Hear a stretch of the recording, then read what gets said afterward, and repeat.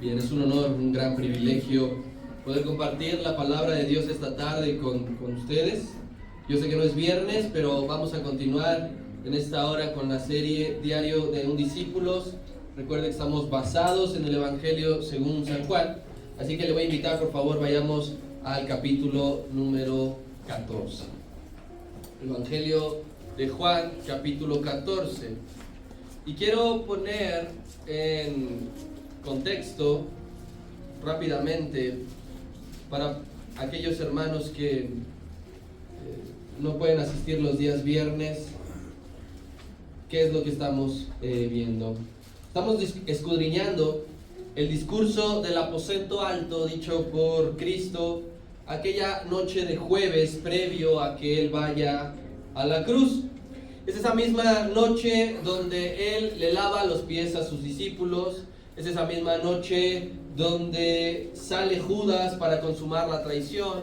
Es esa misma noche donde Cristo anuncia que Pedro le negaría.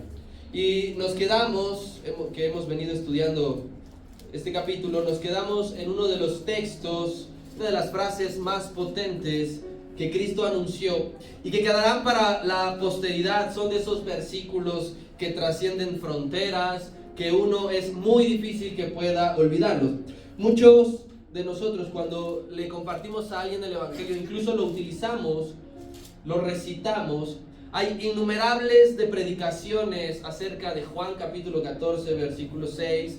Quizá alguno de ustedes en casa tenga algún recuadro colgado o ha compartido una imagen digital que recuerda que Jesucristo es el único camino, la única verdad y la única vida. Y hubo un motivo por el cual este versículo salió de la boca del maestro, y fue gracias a la pregunta de Tomás, porque él le dice al Señor: no sabemos a dónde vas, ¿cómo pues hemos de saber el camino? Y esa pregunta surge a raíz de la distracción de Tomás específicamente, porque el Señor anteriormente ya les había dicho: ya saben a dónde voy, saben cuál es el camino. Y esto era real, porque los discípulos a esta altura de Juan capítulo 14 ya tenían que saber a dónde iba el Señor. A estas alturas ellos ya tenían que tener claro cuál es el camino que lleva al Padre, pero por momentos su mirada y su pensamiento apuntaban hacia otro lado, y eso no les permitió captar qué significaba: yo soy el camino, la verdad y la vida. Cristo nos dice que Él es el camino de una forma clara y abierta, jamás lo escondió. Pero muchos deciden transitar, andar por el camino de la filosofía. Expertos en filosofía, expertos en filósofos. Muchos del mundo deciden andar por el camino del comunismo y de la igualdad social. Pero Cristo a todos nos dio la oportunidad de elegir el único camino que lleva a la salvación de nuestra alma. Y en toda la Biblia es un concepto, el camino, bastante ligado primeramente al pueblo y después a la iglesia. Pero en Cristo se hace realidad. En Él se cumple toda profecía y toda referencia a través de un estilo de vida totalmente diferente a cualquier otro. Es allí donde se cumplirá que tú y yo transitamos por el camino. Para confirmar que tú caminas por el camino llamado Cristo, tú debes de estar perdonando a tu ofensor. Tú debes de estar orando por tu enemigo. Tú debes de estar poniendo la otra mejilla. Tú debes de estar mirando hacia el frente con el arado bien puesto en las manos. Tú debes de caminar con la cruz en los hombros, dispuesto a ir a morir todos los días. Esa es la única manera que puedes decir: estoy caminando por aquel que dijo: yo soy el camino. Y este camino es tan estrecho, este camino es tan angosto, que no hay lugar para el ego, que no hay lugar para el orgullo, que no hay lugar para el rencor, no hay lugar para la indecisión, no hay lugar para la vanagloria. Por eso es que la mayoría prefiere andar en su vida por el camino que es ancho y espacioso, todo lo contrario, porque allí sí pueden caminar arrastrando su pecado. Allí sí pueden caminar llevándose a todos los que quieran rumbo a un camino de muerte. Tú y yo debemos de estar conscientes, seguros, que la meta es el Padre, el final es el Padre, estar con Él, volver al lugar que pertenecemos para siempre. No hay otro camino, ni siquiera uno parecido. Cualquier otro es una realidad totalmente alterada que te hará estar perdido. Tú y yo damos gracias a Dios de que ya no somos más perdidos. Amén. Bien, vamos entonces, eso rápidamente, que es lo que estábamos viendo, para poderte conectar con lo que vamos a ver el día de hoy, cerrando el capítulo número 14. Esta serie yo le he llamado Diario de un Discípulo y la he numerado. Vamos en el día número 87, que la enseñanza de esta tarde se llama Dios es conocible. Y para ello vamos a darle lectura a Juan capítulo 14, versículos desde el 7, para retomar en donde nos quedamos, hasta terminar esta primera sección que es en el 14. ¿Ya estás ahí conmigo? Quiero que leamos de forma alternada y dice así: si me conocieseis, también a mi Padre conoceríais, y desde ahora le conocéis y le habéis visto. Felipe le dijo: Señor, muéstranos el Padre y nos basta. Jesús le dijo: tanto tiempo hace que estoy con vosotros y no me has conocido, Felipe. El que me ha visto a mí, ha visto al Padre. ¿Cómo dices tú, muéstranos al Padre? ¿No crees que yo soy el Padre y el Padre en mí? Las palabras que yo os hablo no las hablo por mi propia cuenta, sino que el Padre que mora en mí, Él hace las obras. Creedme que yo soy en el Padre y el Padre en mí.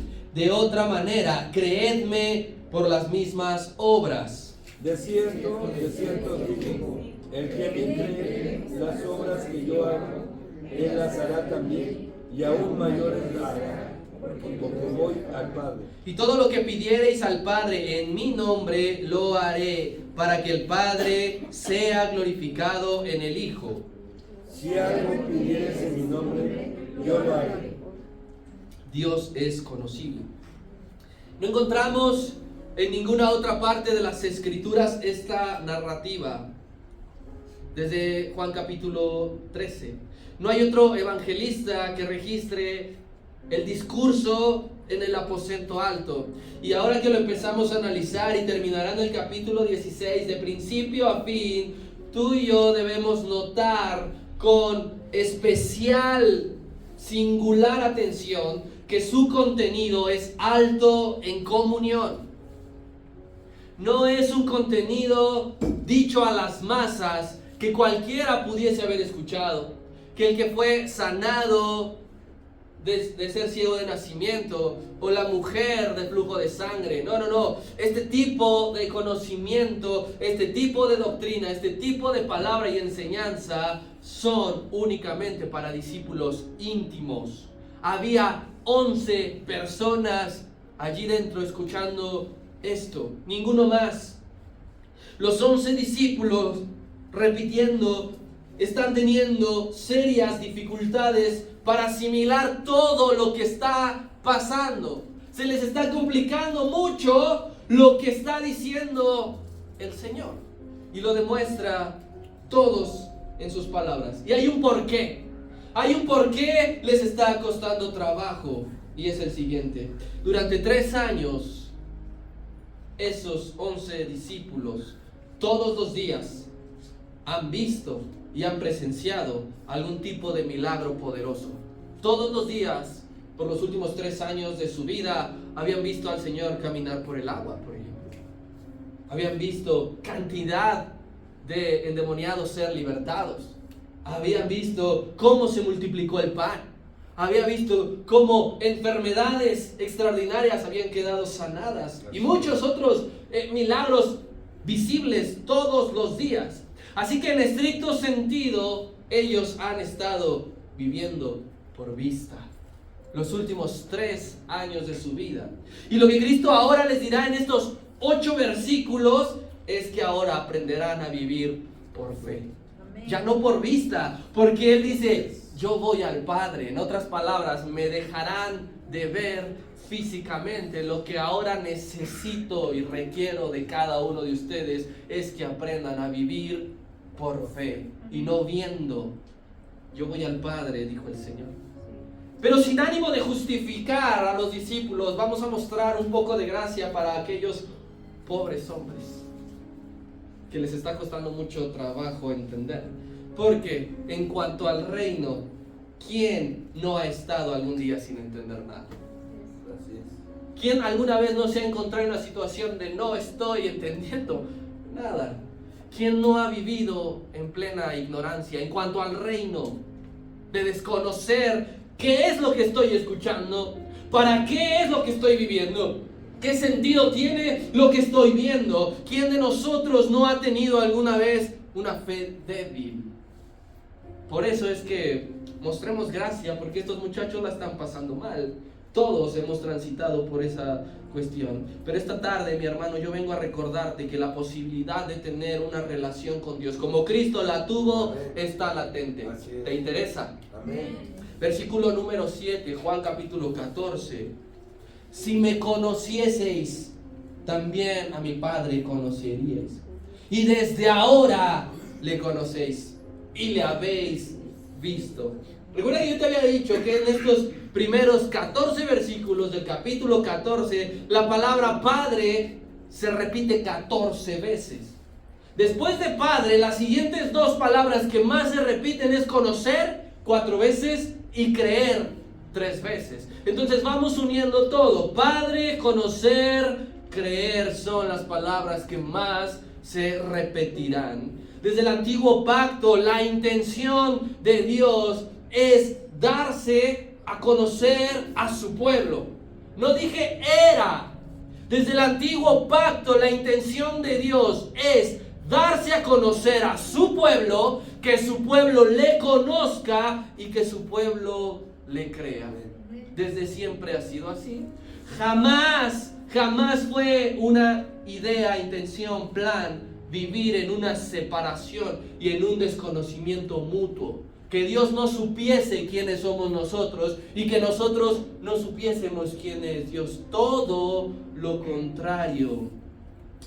Esto choca completamente con las ideas del mundo, donde hay una gran barrera entre lo divino y lo humano. En el mundo no se mezcla. Tú conocerás la cultura griega y ellos en sus infinidad, cientos de novelas reflejan que los dioses en los que ellos creen no tienen contacto con los mortales. Pero nosotros creemos un Dios desde el Génesis que dice que la voz de Dios se paseaba por el huerto del Edén.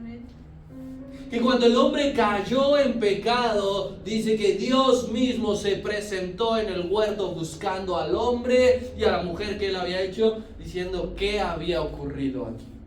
Jamás mandó un representante, porque la voz de Dios desde el principio está para que tú y yo le conozcamos. Era una realidad en la vida de Adán la voz de Dios. Es una realidad la voz de Dios en tu vida. Puede ser una realidad la voz de Dios si no la conoces desde ahora. Quiero que vayas conmigo al profeta Jeremías capítulo 24.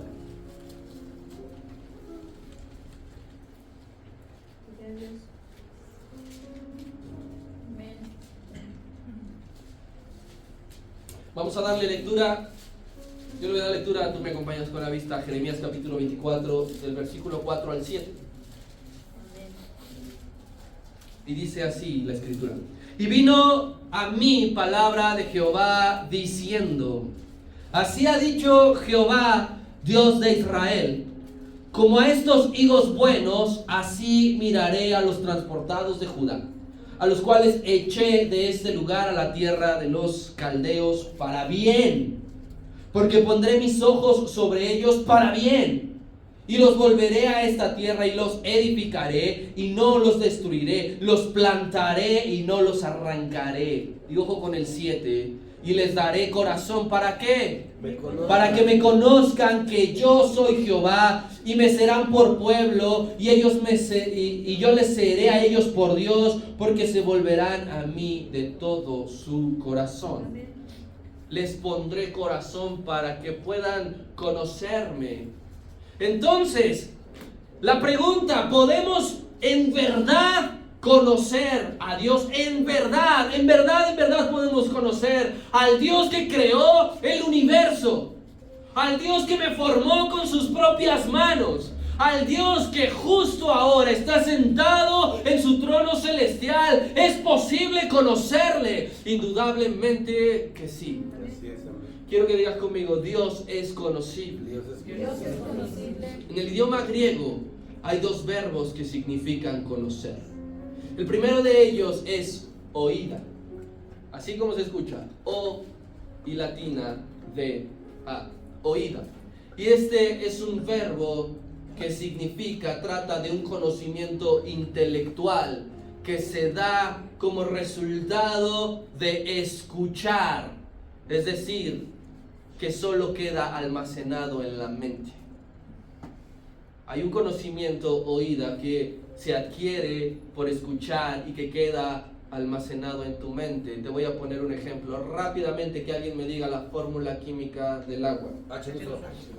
Eso lo escuchaste hace mucho tiempo. Y ojo que aquí tenemos una química, y nos puede pero corregir mucho. Y eso lo escuchaste hace por lo menos 20, 30 años. Te lo dijeron una vez y se te quedó en tu mente. Pasémonos a algo bíblico.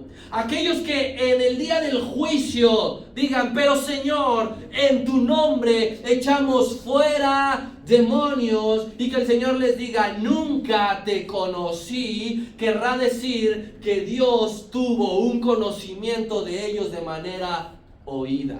Sabe quiénes son, pero no hay más. Job reconoció después de su prueba, de oídas te había oído. Me habían predicado de ti. Me habían dicho que sanabas al enfermo. Me habían dicho que restauras al caído. Me había dicho que te presentas en embajadores de Cristo a las naciones todos los martes, miércoles, jueves, viernes, domingos. De oídas te había oído. Y el segundo verbo en griego para conocer es ginosko, que este es un conocimiento íntimo y personal como resultado de una relación. Ginosko, G y latina N-O-S-K-O. Y de esta manera se conoce algo o a alguien íntimamente teniendo una relación. Es decir, que un conocimiento ginosko no solamente se quedará registrado en tu mente, sino que ese conocimiento estará en tu alma todos los días de tu vida. Dice la Escritura que Adán conoció a su mujer. Y este no es un conocimiento oídas. Para poder procrear se tuvo que relacionar íntimamente con ella. Dios le dijo a Jeremías, antes de que te formase, te conocí. Ginosko. Tú ni siquiera eras consciente. Tú ni siquiera tenías color de piel, de ojos, estatura. Y yo a ti ya te conocía ginoskamente. El mismo Job, después de decir, reconozco que de oídas te había oído, concluye diciendo, mas ahora mis ojos te ven, mas ahora te conozco en verdad. Y lo grandioso de esto es que el Dios incognoscible se hizo conocible desde el momento que Cristo se manifestó y se reveló aquel día, aquella noche en el aposento alto, diciéndole a 11 hombres, pero ahora le conocen. Desde ese momento, la humanidad conoció a un Dios que era inconocible. El velo del desconocimiento se rompió. Cuando Él entrega su vida y que se parte el velo, no era solamente poder acceder a su presencia, era poder conocerle. A raíz de la muerte de Cristo, el Dios incognoscible se hizo conocible. Y esto es tan grandioso, mi hermano, que la gracia de Dios derramada no solamente es para el perdón de pecados, porque los simples mortales se quedan con esa idea únicamente: Él lavará mis pecados por su sangre derramada en la cruz. No, en el sacrificio de la cruz también va implícito que tú puedas conocer al Dios que antes nadie le conocía. Y eso se llama gracia. Que tú y yo ahora tengamos un conocimiento ginosco de Dios. Que ahora tú y yo tengamos un conocimiento amplio, abundante, profundo e íntimo de Dios. Y conocer a Dios, mi hermano, esto hay que dejarlo pero clarísimo. Conocer a Dios depende muy poco de tu capacidad intelectual. Muy poco. Conocer a Dios depende netamente de la relación que fomentes con Él. Porque hay muchas personas, de lo seguro, que no saben leer ni escribir, pero conocen al Dios del cielo y la tierra.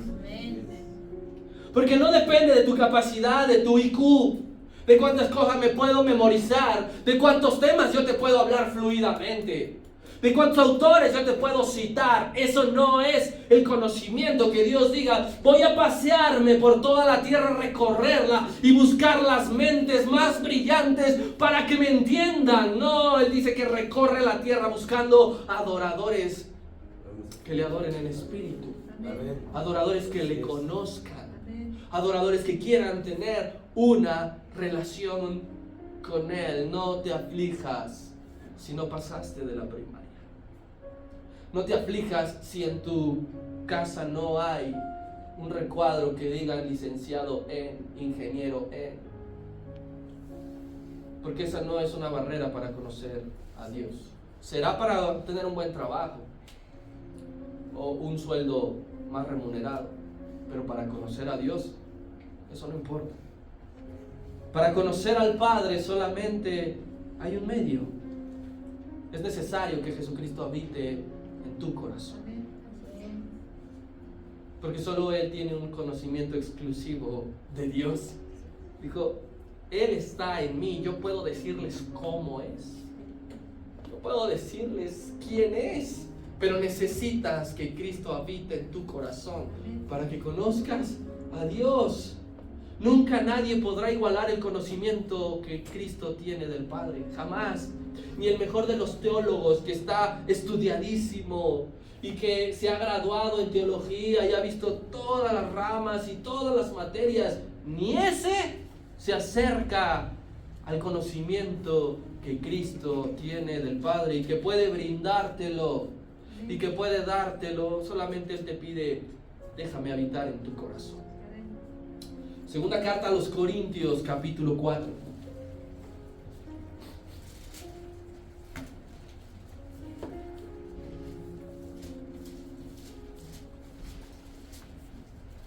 Versículo 6. El apóstol Pablo escribe lo siguiente: porque Dios, que mandó que de las tinieblas resplandeciese la luz, es el que resplandeció en nuestros corazones. Mira, ¿para qué? Para iluminación de ¿qué? Del conocimiento de la gloria de Dios en la faz de Jesucristo. En el rostro de Dios está netamente el conocimiento de Dios. El conocimiento del Padre se adquiere, se obtiene, se profundiza, se establece, se forma como cimiento únicamente cuando ves la faz de Jesucristo. No cuando estás viendo y apuntando hacia otro lado, que ese era el problema de los discípulos, quienes ya pensaban, yo voy a tener una senaduría en Israel, yo voy a tener una candidatura, yo voy a tener un gobernador, un ser gobernante. Ellos apuntaban de momentos a otro lado. Tiene que decir Cristo, el conocimiento del Padre está en mí. Viendo a Cristo, ves a Dios. Nada más. Viendo a Cristo, ves a Dios. Si tú dices, yo quiero conocer a ese Dios inconocible, mira a Cristo. La Escritura enseña, los que miraron su rostro fueron alumbrados. Solamente los que tienen la mirada en Cristo pueden disfrutar de conocer al Padre. Versículo número 8 al 11 de Juan capítulo 14. Y dice, Felipe le dijo, Señor, muéstranos al Padre y nos basta. Por favor, ayúdeme del 9 al 11. Y Jesús le dijo, tanto tiempo hace que estoy con vosotros y no me has conocido, Felipe. El que me ha visto a mí, ha visto al Padre. ¿Cómo pues dices tú, muéstranos al Padre? ¿No crees que yo soy el Padre y el Padre en mí?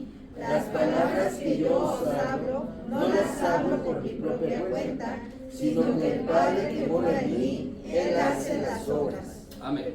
Recuerda que te dije que en todo este amplio discurso, monólogo de 3-4 capítulos del Señor en este aposento, únicamente hay 3 interrupciones de los discípulos. Ya vimos la primera de Tomás.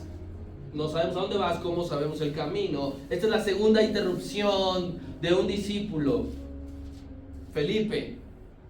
Y quizá es el momento de desesperación más notable en la vida del Señor. Si nosotros nos diéramos a la tarea de encontrar el momento en el que el Señor se notaba más cansado, se encontraba más hambriento, se encontraba más enojado, este es el momento de mayor desesperación. Se perciben dolor en la voz de Cristo y decepción en sus palabras. Tanto tiempo. Imagínatelo tomándose la frente, cerrando los ojos, lamentándose tanto tiempo. Yo quiero recordarte que Felipe fue el tercer discípulo en integrarse al grupo ministerial. El tercero. Quiere decir que llevaba mucho más tiempo que otros. Llevaba más tiempo que otros. Por eso el Señor le dijo, tanto tiempo. Era común. Porque el Señor le decía a los discípulos, ¿hasta cuándo estaré con ustedes, hombres de poca fe? Pero aquí a Felipe le tocó tanto tiempo. Y algunos podríamos espantarnos, decir, el Señor, sí, el Señor. Pero es necesario ese tipo de respuestas. Era necesario que Cristo le dijera a Felipe, reacciona, para que se diera cuenta de su error. Las respuestas de Dios son en ocasiones para hacernos ver que hemos estado entendiendo mal lo que Dios te responde. Que no te espantes a veces cuando Dios sea duro, cuando Dios sea fuerte, cuando Dios sea crítico con tu vida espiritual. No te espantes, porque lo que Él está haciendo es abrirte los ojos y que notes que has estado creyendo mal. Felipe estaba creyendo mal. Has estado pensando mal, has estado suponiendo mal. No creo que mi mente sea la única que viaja a 1000 kilómetros por hora e imagine cosas que no son. ¿Sabes por qué entendemos mal, creemos mal, pensamos mal, suponemos mal? Porque no le conocemos. Crudamente Felipe no conocía a Dios Padre. Y cuando tú y yo estamos en una situación de no tiene nada de malo, nadie me puede criticar, nadie me puede decir, has estado creyendo mal porque no conoces al Padre. Esa es la razón.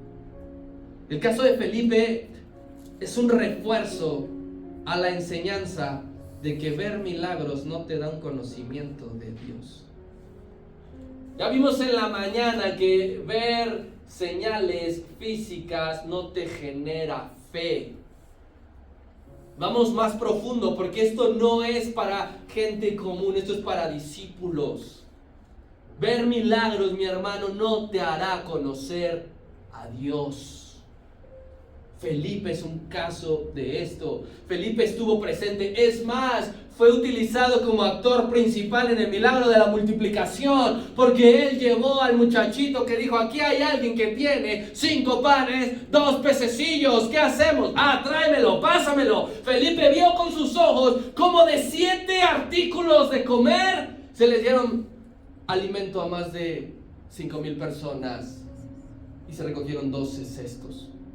Felipe lo vio, pero no conoció a Dios. No logró identificar a Dios, que Él estaba allí desde el principio, antes de que multiplicara el pan y los peces. No logró identificar cuando le llama. No logró identificar cuando escuchó que le dijo a Natanael: te vi debajo. ¿No se dieron cuenta? Dios mismo estaba con ellos allí. Dios mismo, Dios Padre, estaba con el grupo en el sermón del monte, cuando el Señor dijo: bienaventurados los que lloran, porque ellos recibirán consolación. Allí estaba Dios presente. Pero ¿qué era Felipe? ¿Dónde está el milagro? ¿Dónde está la sanidad? ¿Dónde está la multiplicación? ¿Dónde está la liberación para ver al Padre? No. Cuando Dios te consuela, allí está el Padre. Yo no quiero que olvides que todo esto, lo que le dijo a Tomás, lo que le dijo a Felipe, fue dicho para aliviar el corazón en medio de la turbación, porque Él les dijo: no se turbe vuestro corazón. Entonces, mi hermano, conocer a Dios te sana. Conocer a Dios te aligera. Conocer a Dios te limpia. Conocer a Dios te restaura. Oye, pero todavía tengo este cáncer. Tú no sabes lo que Dios ya ha sanado y se llama tu alma. Oye, pero todavía tengo este problema, todavía tengo esta deuda, todavía tengo esta confrontación. Tú no sabes que Dios ha restaurado tu vida. Pero Felipe quería ver: muéstranos. Y el muéstranos al Padre es el deseo histórico de la humanidad. La humanidad entera, completa, ha gritado: muéstrame a Dios. Si Dios existe, muéstramelo. La humanidad entera ha pedido ver a Dios con estos ojos físicos. La humanidad entera, por toda la historia, ha podido tocarle con estas manos. Así que Felipe está hablando por todos, porque el grupo entero tenía la inquietud: ¿dónde está el Padre? Pero Felipe habla. Y resulta que ellos en su corazón, Felipe con sus labios, quería lo mismo que Moisés le dijo a Dios en Éxodo 33:20: te ruego que me muestres tu gloria. Te ruego que me muestres que estás conmigo, que aquí estás. Pero a Moisés, a Felipe, a los otros discípulos, se les negó la posibilidad, en forma de una visión espiritual, de ver a Dios. ¿Qué era lo que querían? Que Dios descendiese como en el monte de la transfiguración, que resplandeciese el lugar, que brillara, que hablaran en lenguas, que algo sucediera. Ese era el pedido de Felipe: muéstrame al Padre de esa manera, muéstramelo así. Y el muéstranos al Padre no es un objetivo del pasado. El hombre emocional pide algún tipo de manifestación palpable. El hombre que se guía por su emoción, sabiendo de oídas quién es Dios, pide: muéstrame al Padre, porque quiero verlo, quiero tocarlo, quiero sentirlo. Querido hermano, si usted vino en este día por ver, por sentir experiencias, milagros sobrenaturales para alimentar su pensar, que solamente así Dios confirma que está, lo siento, así no es como el Señor confirma su presencia. Porque muchas mega iglesias, sobre todo de los Estados Unidos, les encanta, la gente se forma, porque tienen un eslogan diciendo, ven a la experiencia. Y la gente se para muy temprano y se forma y está allí. Para poder, ¿qué es lo que está sucediendo allí? ¿Cómo es que Dios? No, es que allí en esa iglesia oran por los enfermos y sanan. Son llevados los endemoniados que hablan en lenguas y son libertados. Y entonces se nos crea dentro de nosotros el vicio de querer ver, de querer sentir. No es así como Dios confirma su presencia en medio de su pueblo, siempre. Yo no te estoy diciendo que no pueda haber sanidad en medio del culto. Yo no te estoy diciendo que alguien no pueda en orden ser tocado por el Espíritu y hablar en lenguas. Yo no te estoy diciendo que Dios no puede libertarte de la influencia que tienes en tu mente. Pero no vengas con esa idea para decir, solamente así creeré que Dios está en medio de nosotros. Aquí, en Embajadores, hablo porque esta es mi casa y donde usted y yo nos congregamos. Aquí no le vemos físicamente como me está viendo usted a mí. Aquí no escuchamos su voz literal como me está escuchando usted a mí. Aquí no vemos ángeles subir y bajar como Jacob. Aquí no le tocamos como yo puedo estar tocando este atril. Pero a pesar de todo eso sabemos que Dios está. Amén. Así es. Porque aquí vivimos y permanecemos por fe. Así es.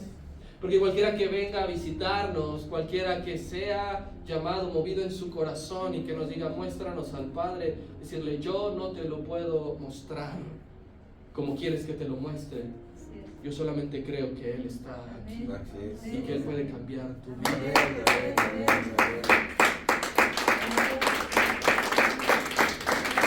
Yo solamente creo que Él se está gozando en medio de nosotros. Porque el apóstol Pablo decía para aquellos curiosos, por fe andamos, no por vista. Y necesitamos constantemente escuchar lo que le respondieron a Felipe. Tanto tiempo y sigues esperando lo mismo. Y sigues creyendo de la misma manera. Infinidad de veces usted y yo decimos, quiero ver que estás conmigo. Quiero oírte que estás aquí a mi lado. Pero ¿sabes qué sucede? Pedimos, hablamos, decimos eso y esto está cerrado. Quiero verte. Cerrado. Quiero oírte. Cerrado. Toda la semana arrumbada. Yo no sé dónde pongas tu Biblia. Yo no sé si está en un lugar especial. Yo no sé si la ves constantemente. Pero muchos de los que dicen muéstranos al Padre, así tienen la Biblia. Así. Salen de casa sin echarla en su mochila o en su portafolio. Porque no les importa. Porque les pesa. Porque les estorba. Muchos tienen su Biblia en casa rota y empolvada, porque no les duele ver cómo se deshoja, y no es por uso, porque tú algo que amas lo cuidas, que no le dé ni el sol. Y si tú como buen escudriñador todos los días, es que el uso hace que sí es cierto, ¿no? Rayarla, leerla, sí. Yo te recomiendo que tengas una Biblia para domingos y una Biblia en la cual te la devores todos los días. Debes reconocer, mi querido hermano, que la falta de conocimiento de Dios es porque tú no has notado hambre por Él. Es porque yo no he tenido deseo por Él. Esa es la causa de mi falta de conocimiento por Dios. No porque no sea posible conocer a Dios, No porque Dios me niegue el privilegio de conocerle. Si yo no le conozco es porque yo no he hecho nada por conocerle. Porque la responsabilidad es mía. A veces la iglesia, los discípulos, quienes nos llamamos discípulos íntimos, mostramos las mismas dificultades que el mundo para entender los asuntos espirituales. Felipe parecía una persona de allá afuera diciendo: muéstranos al Padre. Y la iglesia a veces manifiesta el mismo falto de entendimiento, cuando tú y yo tendríamos que saber y conocer cómo es y quién es Dios. ¿Sabes por qué? ¿Por qué mostramos esas dificultades? Porque no disponemos en nuestro corazón conocer al Señor. No hay una disposición en ti de conocer a Dios. Hay una lentitud que es alarmante. ¿Has visto cómo intenta cruzar un caracol la calle? Tú te desesperas, ¿no? Te dan ganas de ayudarle. No, gritarle como Spencer: no me preguntes a mí, o sea, apúrate. De esa misma manera usted y yo lentamente vamos en lo espiritual. Una pasmacidad, una pasividad. No hay un progreso después de tanto tiempo. Hoy Dios viene a decirnos: tanto tiempo y no me conoces. Eres lento, eres pasivo, estás dormido en las cuestiones espirituales. Hebreos capítulo 5, versículo 11, y vamos a ir hasta el 14.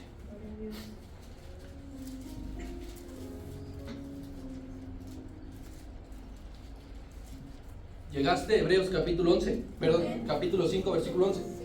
Dice: acerca de esto tenemos mucho que decir y difícil de explicar, por cuanto os habéis hecho tardos para oír. Ahí está el problema. Porque debiendo ser ya maestros, ¿después de qué? De tanto tiempo, tenéis necesidad de que se os vuelva a enseñar cuáles son los primeros rudimentos de la palabra de Dios, y habéis llegado a ser tales que tenéis necesidad de leche y no de alimento sólido. Y todo aquel que participa de la leche es inexperto en la palabra de justicia, porque es niño, es decir, no conoce a Dios. Pero el alimento sólido es para los que han alcanzado madurez, para los que por el uso tienen los sentidos ejercitados en el discernimiento del bien y el mal. ¿Por qué no sabes cuál es tu derecha y cuál es tu izquierda? Porque no conoces a Dios. ¿Por qué tienes dudas de que si lo que estás haciendo está bien o está mal? Porque no conoces a Dios. ¿Por qué llevas tanto tiempo haciendo lo mismo y no hay un arrepentimiento en tu corazón de que te despierte? Porque no conoces a Dios. Tengo que repetirles, dijo el escritor de los Hebreos, después de mucho tiempo. Ustedes ya tienen que estar enseñando. Ustedes ya tienen que estar transmitiéndole a otros los conocimientos, los rudimentos básicos. Pero soy yo quien tiene que volver a escribirles que robar no está bien, que mentir no está bien, que mirar a una mujer y desearla no está bien. Soy yo quien tiene que volver a decir eso. ¿Por qué? Porque no tienen sus sentidos ejercitados. Porque llegas a tu casa después de la iglesia y dices: nos vemos la siguiente semana. Ya fui a la iglesia. Ahora sí, sigue la fiesta. Uno de los grandes males que aquejan a la iglesia hoy en día es que muestran un gran entusiasmo por hacer algo para Dios. Salgamos, predicamos, carteles, busquemos métodos, formas, maneras, tecnología para predicar, pero sin conocimiento de Dios. Eso es un suicidio. No confundas el entusiasmo por compartir la palabra de Dios. Quiero que Dios me use. Si tienes un conocimiento cero de Dios, no lo hagas. Estás yendo al matadero. Primero conoce a Dios, cómo se mueve, y entonces sí dile: úsame de la manera que tú quieras. Confundimos eso. Hoy está bien latente, mis hermanos, bien latente este sistema de iglesia worship, que basta con que la gente venga, los jóvenes que vengan, no hay que perderlos, de acuerdo, pero hay que decirles que ellos tienen que conocer a Dios. No solamente en la iglesia, cuando se apagan las luces, cuando se echa el humo, cuando se tocan las canciones juveniles, cuando se visten de forma a la onda. Hay que decirles, tienes que conocer a Dios en tu casa. Tienes que llevar a Dios a tu trabajo. Tienes que sembrarlo en tu corazón y transportarlo. Conoce a Dios por medio de este libro, iglesia. Conoce a Dios. Tú y yo no hemos visto el rostro de Cristo como los 11 discípulos, pero tenemos esto. Ellos no tenían esto, nosotros tenemos esto. Porque Dios el Padre dejó sustitutos. Yo me voy, pero enviará otro consolador. Aquí está el conocimiento de Dios. Tienes que saber cómo habla Dios. ¿Por qué Saúl pensó que Samuel le estaba hablando? Porque no conocía a Dios. Tienes que reconocer la voz de Dios. Tienes que saber cómo piensa Dios. Tienes que saber qué demanda y qué pide de ti. Y está aquí. Tienes que saber ¿qué haría Dios en tal situación? Tú tienes un problema, tú la estás pasando que no sé, detente y di, ¿qué haría el Señor Jesucristo en mi lugar? Y allí está la respuesta. Allí está. Porque tu fe se va a incrementar proporcionalmente al conocimiento que tengas de Dios. Es que no creo tanto en Dios, no creo que Dios pueda hacer esto. ¿Sabes qué? No le conoces, mi hermano. No conoces que Dios te puede sanar, que Dios te puede levantar. No lo conoces, no lo conoces. Gloria a Dios. Aquí, en oír la palabra, está que tu fe sea incrementada. Aquella persona que fue a los pies del Señor y le dijo, ayuda mi incredulidad, aumenta mi fe. No era por medio de una oración, había que creer en Él. Yo no puedo imponerte las manos, tú no puedes imponerme las manos y decir, ahora yo declaro que la fe va a caer en este hombre y que va a aumentar y a partir de ahora saldrá a predicar a las naciones. No. ¿Cuánto te devoras este libro? ¿Qué tiempo le das? ¿Cuánto le dedicas? ¿Cuánto lo amas? ¿Cuánto le buscas? Pregunto, no para que me respondas, ¿cuánto llevas de cristiano? Tanto tiempo siendo mi discípulo, le dijeron a Felipe. ¿Tú cuánto tiempo llevas de cristiano? ¿Estás seguro de que conoces al Padre? Seguro. Yo no sé, pero a mí Dios me envió a decirnos, profundiza tu relación con Dios.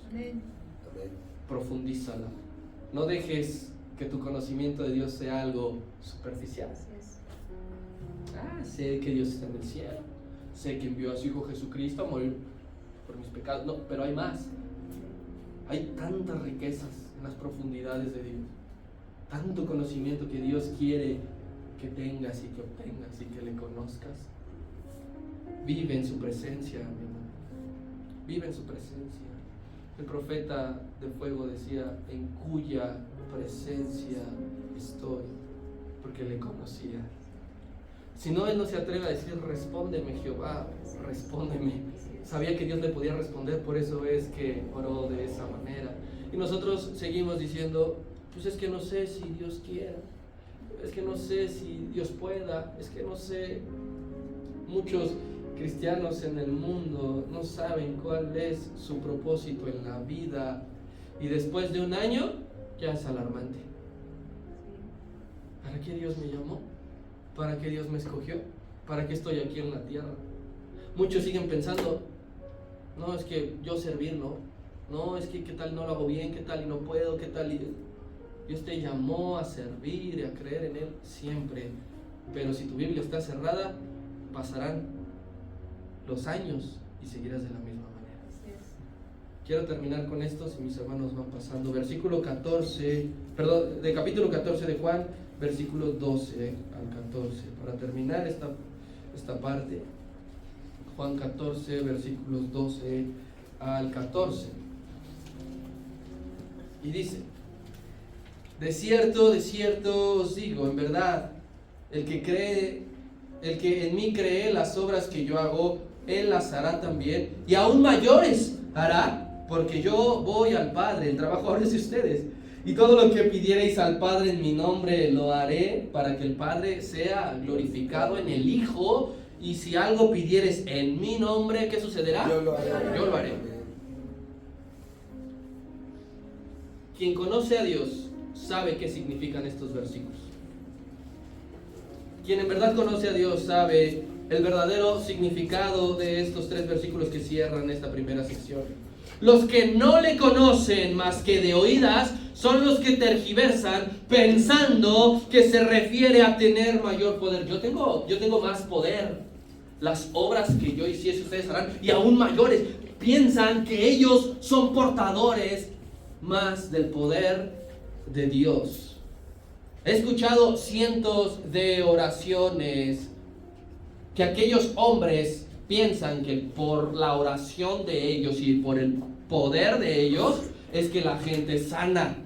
Son ellos los que no le conocen a Dios.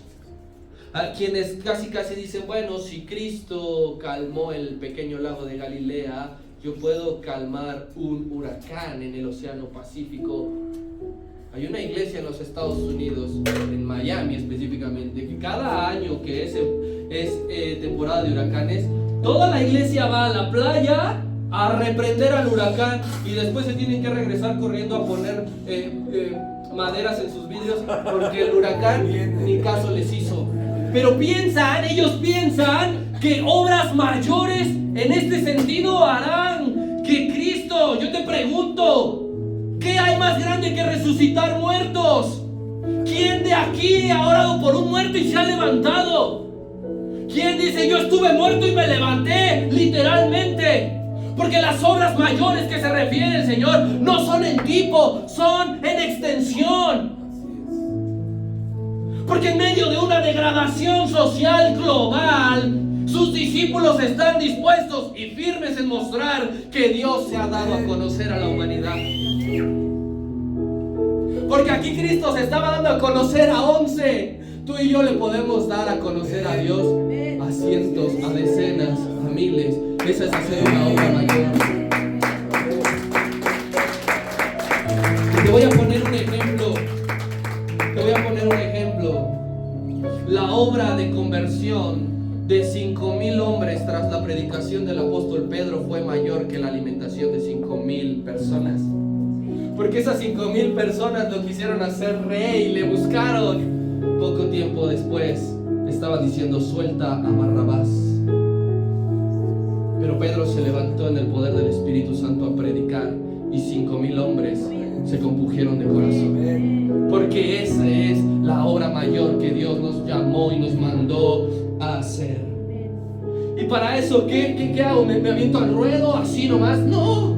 Cristo nos dejó un regalo, nos dejó la oración. Y la oración no es un cheque en blanco. Quienes no le conocen piensan que es pídeme lo que tú quieras. Allí tenemos a la gente que no le conoce sacando su pliego petitorio. Y dame.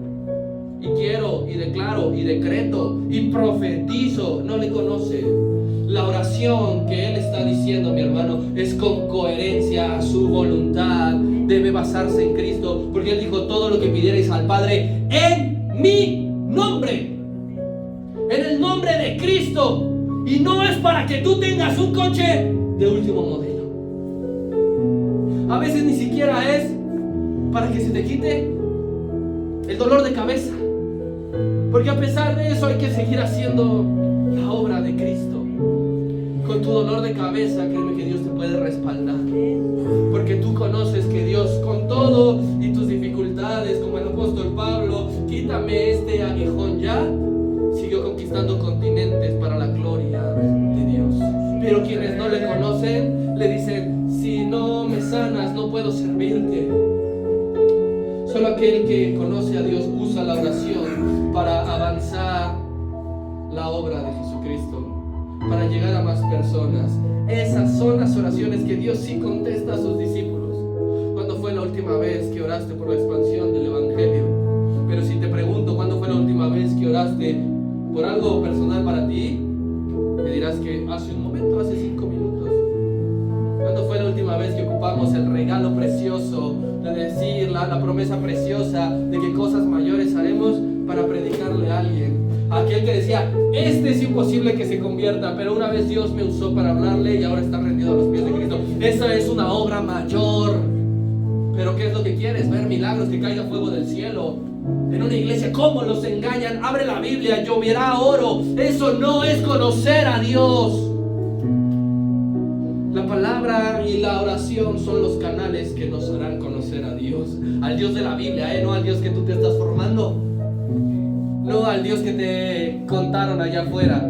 La palabra de Dios y la oración te hacen conocer al Dios de la Biblia.